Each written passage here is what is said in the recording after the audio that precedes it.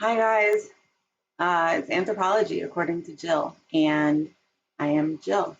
Welcome. No, I'm seriously, I'm happy you're all here, taking this class, giving it your energy and your time and attention, and you're being awesome and you're being so interesting. So thank you.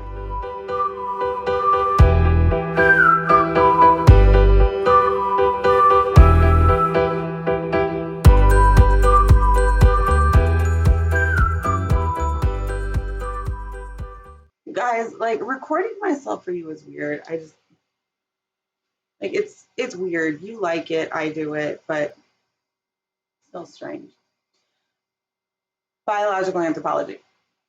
Okay, biological anthropology gives us one way of asking and answering questions. Questions like, what are we capable of as humans? When we talk about human nature, what do we mean? What's the role of our nature or our biological wiring in relationship to, learned patterns of behavior, which is culture, or so like nature versus nurture, right? Biological anthropology and all of the subfields of the discipline give you a set of tools that you can add to your intellectual toolkit. They're not the only ones you should have, right? Or the ones that you'll necessarily prefer to use. But without understanding the way scientists make sense of our common ancestry and the variations that exist among us, you won't have that option and you won't understand the way others think about and understand human life. And understanding is important, right? Understanding is the goal of most of the pure sciences. So where we're trying to understand and gain knowledge, and then that knowledge can be used to solve problems, to create change, to come up with innovation and make money. But that's what we do in the applied sciences, right? So we talked about that last week, the pure sciences versus applied anthropology. So we're going to talk about evolution, and we already have a little bit through the class material and stuff. So evolution, it can get people really worked up. So let's talk about that. Here is how I see it. Religion is based on faith, right? And maybe I'm wrong here, but I don't think so. You can debate this in the comments with me, but religion's based on faith. And we can define faith as belief in the absence of proof, right? It's belief without needing proof. In religious paradigms, we're not starting with what we can observe empirically or through the five senses. We're doing the opposite. We're starting with a belief and we're making meaning of the material world or what we see around us based on that system of beliefs, or in light of that system of beliefs, right? Anthropology is a science that's characterized by an empirical perspective, meaning that it's based on data that can be gathered and observed through the five senses, it can be recorded, et cetera. And we start with that empirical data. And then we make sense of that data using a set of methods. Those methods will vary, according to discipline.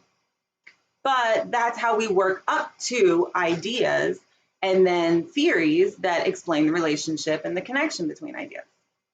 So sometimes I kind of think of biological anthropology as working from the ground or the bottom up, and religion going from the top, or kind of a heavenly type metaphor, down to the what's around us. If that helps. If it doesn't help, whatever. I'm not going to take it personally. So the point is, it's not a fight between two ways of understanding things. It's just different ways of understanding things that serve different purposes for different people at different points in time, right? So I don't know, going back to my toolbox metaphor, it's sometimes you need a hammer. And sometimes you need a mallet. But the other day, I needed a hammer because I needed to pull out nails, right? And all I could find was a mallet. And it didn't work. I want to be able to choose. This is a metaphor. This is quite the metaphor. You get what I'm saying, right? So, all right, evolution. Evolution is a fact. It's also a theory. Y'all probably think that you know what these words mean, but that's a lot of times part of the issue when people start arguing again instead of trying to understand one another.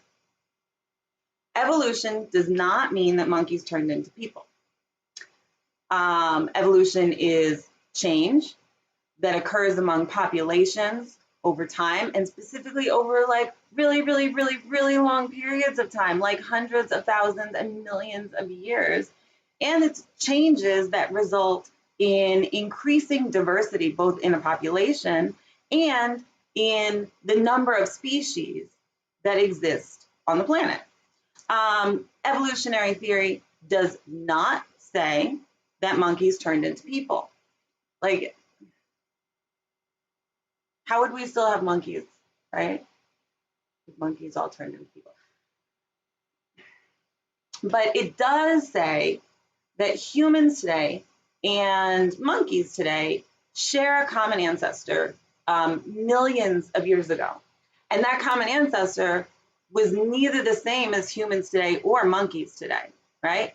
So evolution isn't unilineal. It's not like a line, right? It's not saying that one thing turns into another thing. It's more, imagine a tree with a lot of branches, right? We're branching out. Now, evolution is a fact. It is a fact. It's based on empirical data, which we see in the fossil record, for example. And when we compare life forms across time and across space, we know it is a fact that there are forms of life that exist today that did not exist in the past, and the other way around, right? So it's also a fact, based on the data that we have at the present moment, that over time, the trend in life, in like life forms that exist on the planet, is towards increasing diversity, right? So evolutionary theory is a little different though. So, I mean, it's different words, right? Like it's different. And the difference is the word theory. So let's talk about what a theory is. A lot of times we think of theories as guesses or hypotheses, but that's not what a scientific theory is.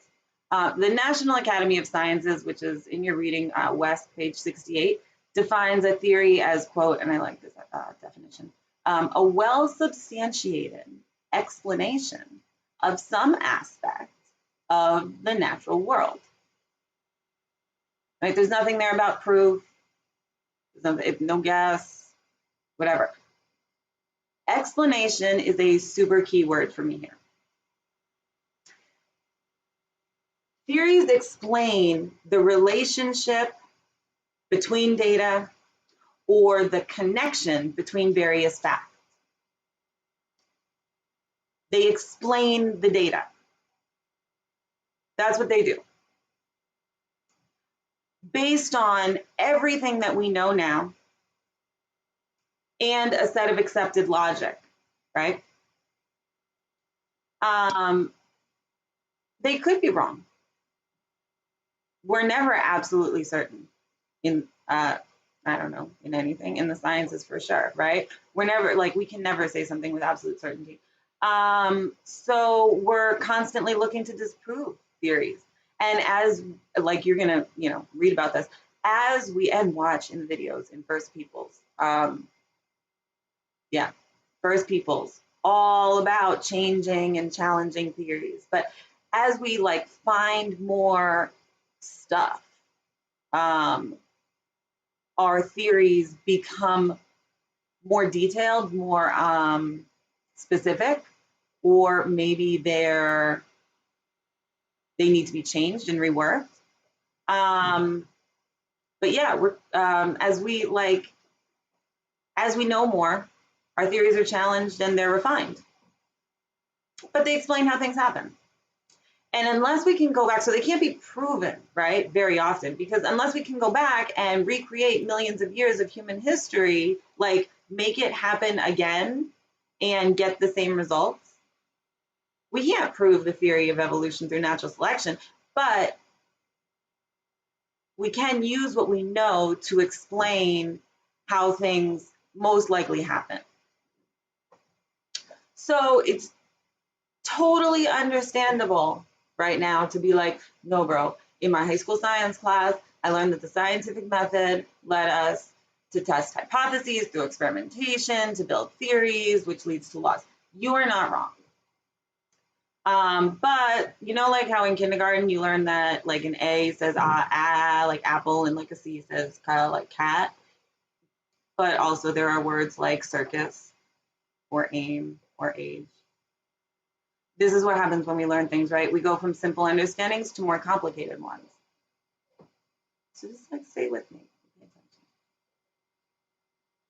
Okay, so a theory is not a hypothesis and it's not a natural law. It's a well-substantiated explanation.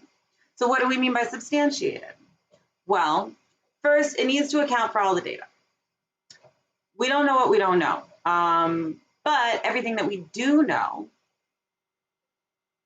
needs to be accounted for in a well-substantiated theory. So if we have new data that doesn't fit into our explanation, we need to either like rework the explanation or re-examine the data. Theories have to hold all the facts. So, all right, here's another metaphor. Like if you picture your facts as, or your data as apples, right? You're in an apple orchard and you're apple picking, you know, like with your mask on and you're 6 feet apart and stuff, but you're picking the apples, put them in the basket. Now, your data or your facts, those are your apples. You have big apples, you have small apples, you have apples of different colors and shapes. These are like wild apples, okay? Now, your theory is your basket. So, pick an apple, put it in the basket.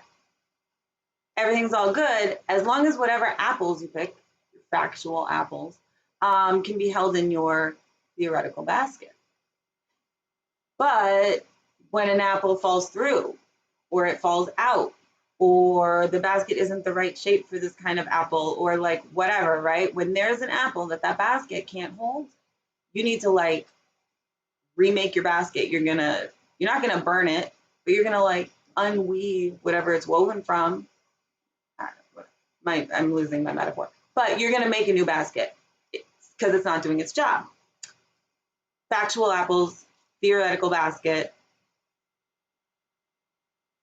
The theoretical basket's job is to accommodate, to account for, right, or explain all of your factual apples. Sometimes you find new apples, like that's what it is. That's what science is, right? You find new stuff, and now that you know more, you can explain more. And it doesn't mean you're an idiot, right? It just means like when you know more, you know better. I think it's kind of humbling. So back to evolutionary theory. Evolutionary theory deals with change over time. Macroevolution deals with common ancestors and the creation of new species. Really long periods of time, large populations. When we're talking about macroevolution, I think that it's probably best to tell yourself that in this class, individuals don't evolve. Like it's just, that's not the way we're using the word. When we think about macroevolution in terms of individuals, it just gets you really confused, right? We need to think of examples and metaphors, analogies that deal with groups, not just one. Now, microevolution, right, deals with changes or the creation of populations within a given species over shorter periods of time, right? So macroevolution, macro big, microevolution, micro small. Macroevolution looks at how we're all the same and how we diverged from all other life forms. And microevolution looks at how we've adapted genetically, physiologically, and culturally over shorter periods of time, and explains differences that we see among humans today. So to super generalize, macroevolution is focused on humanity's common origins, common ancestry, right?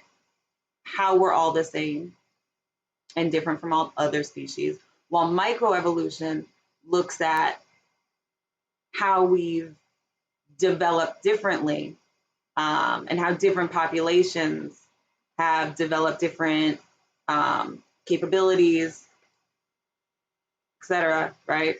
And explains differences. Maybe that's why. In part of the reading for this week, you're going to go over the traits and the characteristics that eventually came to define our species. It's important to remember that even while we're focusing on how humans developed and changed over time, like everything else was changing too, and it still is.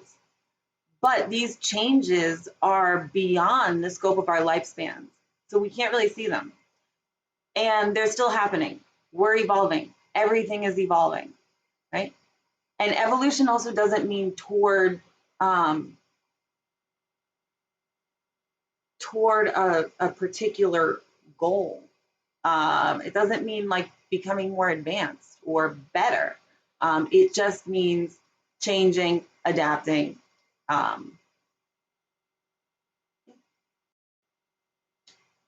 So, talking about humans and natural selection.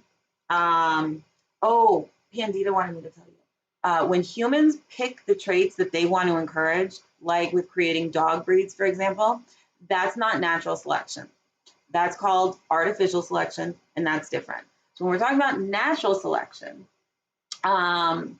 nature selects for certain traits, and there's a change in the frequency of those traits in a given population.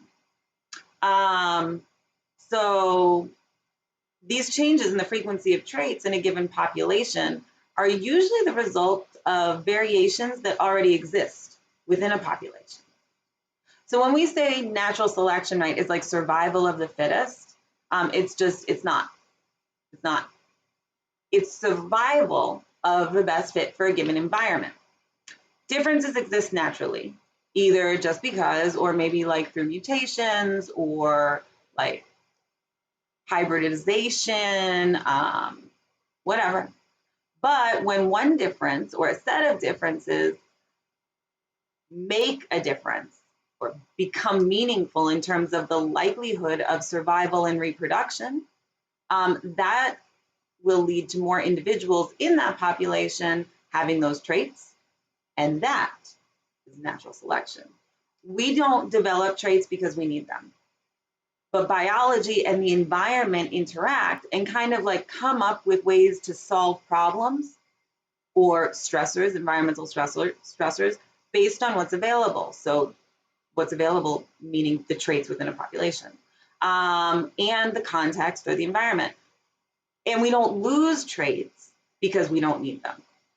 It's about the best fit in a given situation or environment, not the best or the fittest or whatever, right? So these are some common themes in anthropology. Is in general, we don't think unilaterally, and we don't think, we understand that things don't move like directionally. Things just happen, and they have consequences. So you're also going to read a little bit about the ways in which different populations have adopted culturally, physiologically, or genetically over long periods of time in response to environmental stressors or encounters. And that results that results in the different traits that we see among like people today, right? Why we look different, why we have I don't know, why we are different heights or have different blood types, or some people are prone to certain diseases or whatever, right? So going back to the key characteristics of the anthropological perspective, thinking holistically means thinking expansively and taking a systemic perspective, which means looking at interaction between various factors and understanding that like a change in one part of a system impacts the system as a whole. Cultural relativism means not judging something or someone else by your own cultural criteria and instead trying to understand it. So like think about how you can apply that type of thinking to ourselves, to understanding our ancestors, and to understanding other species that exist on the planet. We're thinking empirically, which means we're starting with data, right? And in this case, that data exists in the fossil record and in the differences and the similarities of life forms that exist today and in the past. We think comparatively, learning about humans through comparison, both within groups and between or among all life forms, also across time, right? We also think evolutionarily or adaptationally.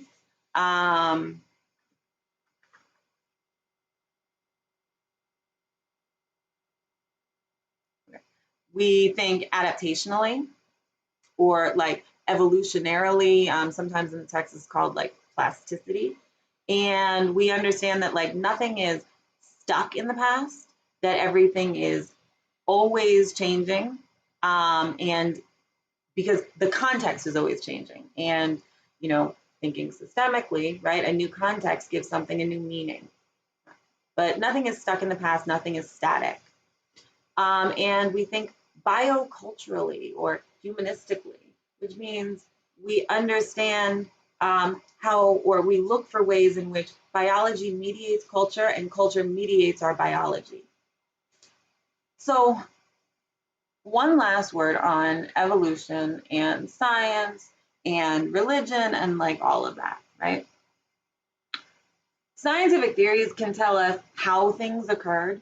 They can tell us the processes that took place, but eventually we get to a point where they like can't really tell us why it all came to be and, you know, why we ended up with like you and me and Candida and like, I guess even COVID, whatever.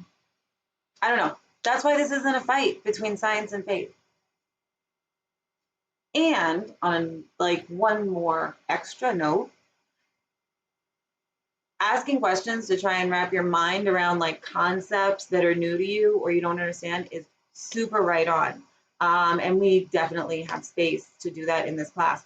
But you don't need to fight or debate any of this.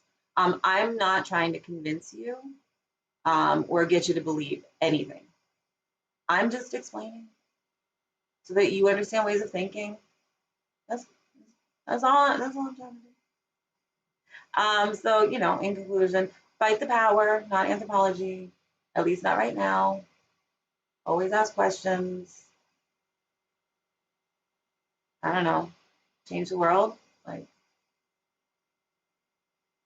check your Kingsborough email twice a day. All right. Talk to you later.